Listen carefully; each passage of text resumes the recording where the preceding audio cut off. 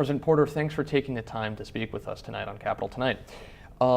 What's the economic impact of the Seneca people here on the reservation and in the surrounding area of Erie County and Western New York? Well, our enterprises were calculated a couple of years ago as contributing a little over $1 billion to the Western New York regional economy. Our enterprises that the nation owns, the Seneca Gaming Corporation in particular, overall employ about 4,000 people. Our nation government employs 1,300 people, and of course we also have a private sector, that provides quite a few jobs for the Seneca residents as well as many non-Senecas in our area. Mm-hmm. And how many residents of this reservation you have here right now? There are a little over 4,000 Seneca people who live in our nation. We have 8,000 in total, and about 6,000 live in our Aboriginal territory here in Western New York. And the population is growing? It is growing. There seems to be definitely an increase over the years. The population has basically doubled, over the last 40 years following the Kinzua era, and so our population is growing. Mm-hmm. What do you attribute to that? Well, I would like to think it's because of the result of our important healthcare programs that we offer for our people, the prosperity that we have more recently achieved. It's allowing the quality of life to improve, and thereby the length of everyone's existence. Mm-hmm. Let's talk about some of the gaming initiatives that the Seneca people have. You have 2 casinos? We have 3. We have 3 Class 3 casinos, and we have 2 Class 2 gaming halls. What's the status of the Buffalo Casino? That's something that's come up frequently about building this Buffalo Casino. Right. What's the status there right now? Well, we're definitely moving forward. The green light is on, and the Gaming Corporation is working to develop design plans to finish that facility and begin construction next spring. I've spent a lot of time since I came into office reaching out to various stakeholders, political officials, members of the business community, to let them know that this casino in Buffalo was going to have a different foundation than, say, our facility in Niagara Falls.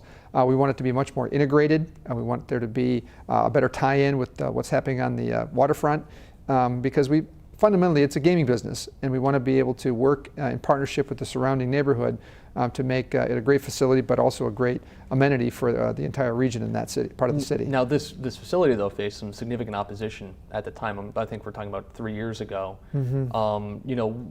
Why did that opposition come up, and what was the response to it? Well, quite honestly, I mean, it started off being I think a legitimate concern about the impact of gaming, and having a casino in the city, and it was very clear that there was quite a few people who were concerned about that. But of course, there is gaming in the city. It's called the Lottery, and there's also gaming in Erie County, casino-style gaming, so it's marketed, in Hamburg at the racetracks. So frankly, I don't know how many people are out there sort of pushing this agenda, but increasingly it looks much more like a hate group to me. A group of individuals who are not concerned about gaming, they're concerned about Indians doing gaming. And I think it's a very different issue than what we've dealt with in the past. Okay. Have you ever experienced opposition like that to the other 2 casinos when they were first built? No, not at all. There really was much more of I think, an embrace. And don't get me wrong. I mean, the mayor in Buffalo has been a tremendous supporter. The local officials, the state officials from the area have been very supportive of our investment, and even more recently are very much looking forward to us completing the facility there. But what you see in other communities is, I think, a general acknowledgement there's a lot of jobs. And even though our nation is not subject to taxes, is not subject to state regulations, we're providing real jobs with real benefits to real Western New Yorkers, and those dollars are being spent throughout the region. How much money does the casino industry generate for the Seneca people? And again, we're talking about the regional impact of the economic development, just the gaming aspect alone, how much does that generate? Well, the Class 3 businesses, the casinos, generate almost $700 million a year in revenue. And that's a big number. But we also have some pretty sizable bills, in terms of there's $500 million worth of indebtedness, that's associated with the construction of those facilities. There's a payroll, of course, of some size. There's a lot of vendors, so there's a lot of economic benefit that gets distributed around. And unlike, say, the Galleria Mall, which is also heralded as a great haven for Canadian dollars coming in, we bring dollars in from Canada, from Ohio, from Pennsylvania. But unlike, the Galleria and the stores that are there, we're not a national corporation. that spreads those profits throughout the land. We're very local, and all those dollars come back to our nation, come back to the Gaming Corporation, and are distributed locally, through payroll and other means. Now, getting back to the Buffalo issue, there was actually, and this is a bit complicated, so I'm going to mangle it, but Okay. there was a land claim issue there too that was part of the opposition. Could you talk a little bit about how that was resolved, if that was resolved?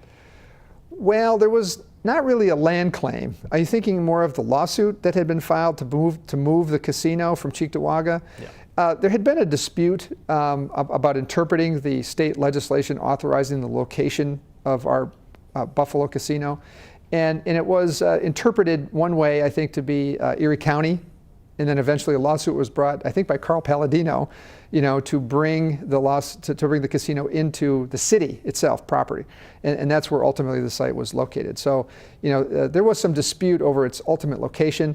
I think for many it was a combination of, we don't necessarily, want a casino in our backyard, although we do support a casino.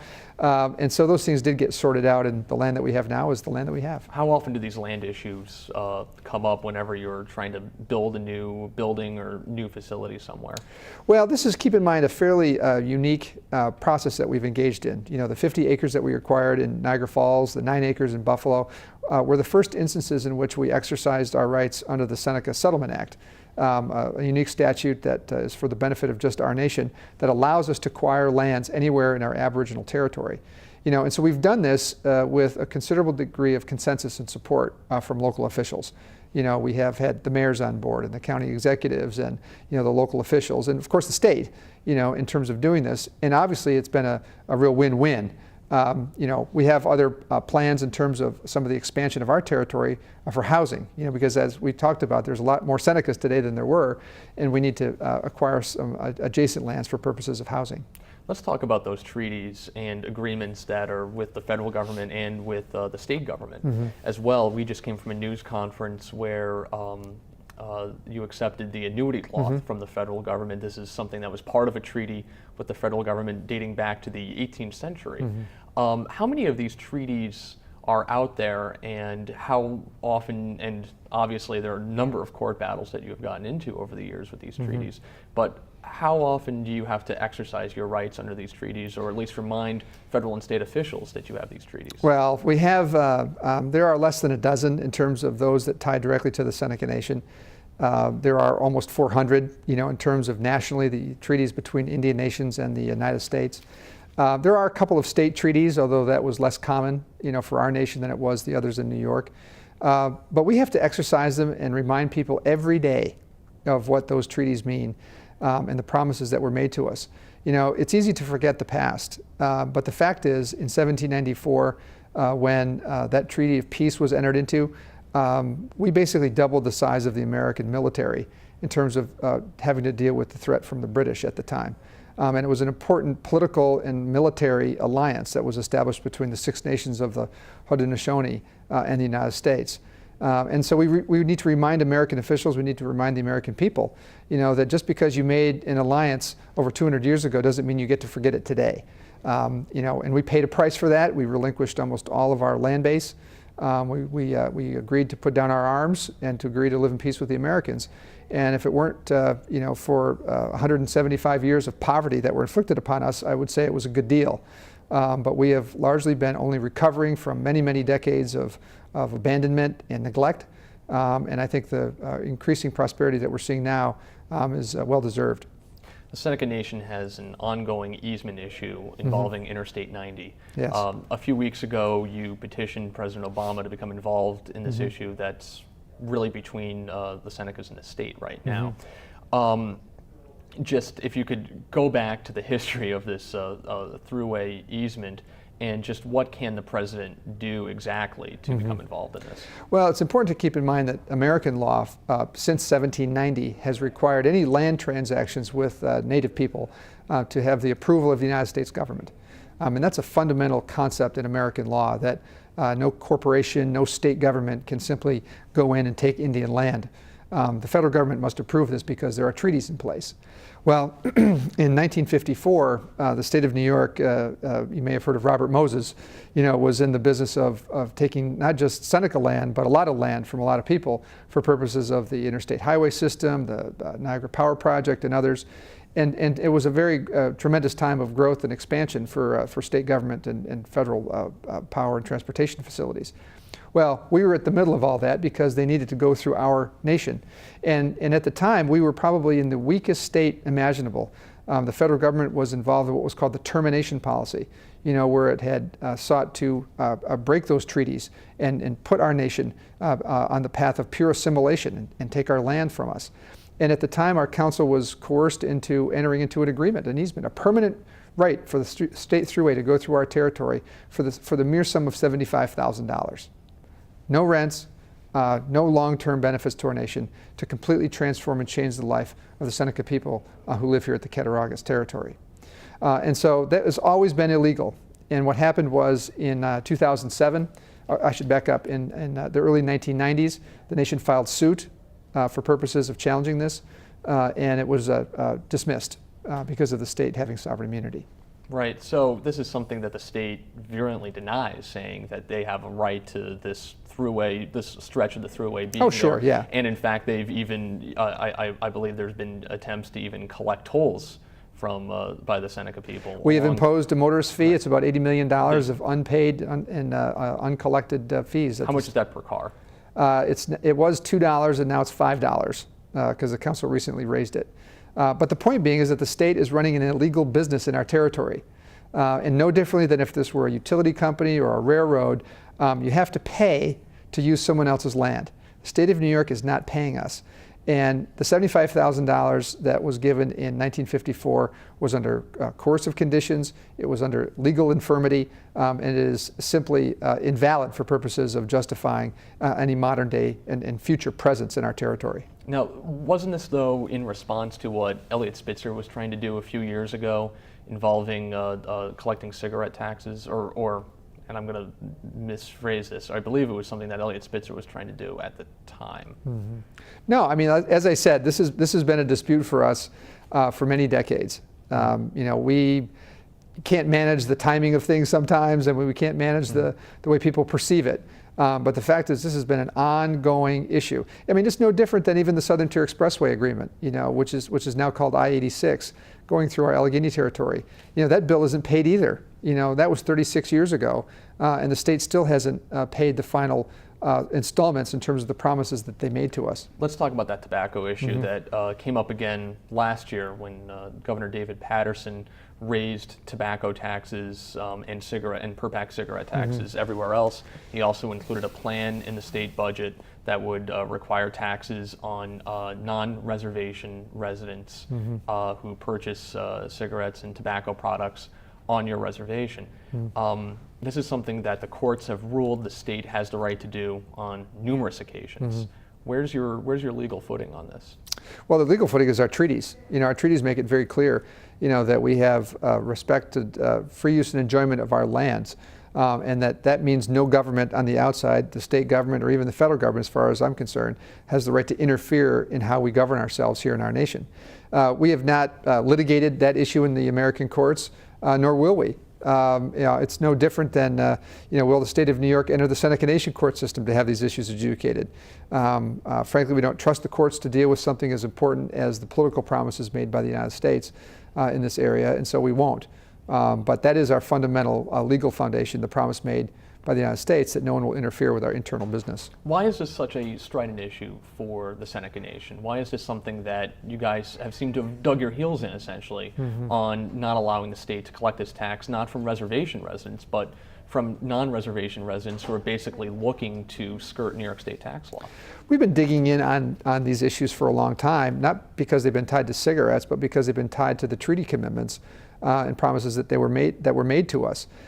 We fight vigorously over any interference with our land title. We fight vigorously over any interference with our land use. We fight vigorously over any interference with our jurisdiction and assertion of jurisdiction over our own land. And we are absolutely going to fight tooth and nail to fight to preserve our economic freedom from an outside government trying to tax commerce. Today it's cigarettes. Tomorrow it could be milk.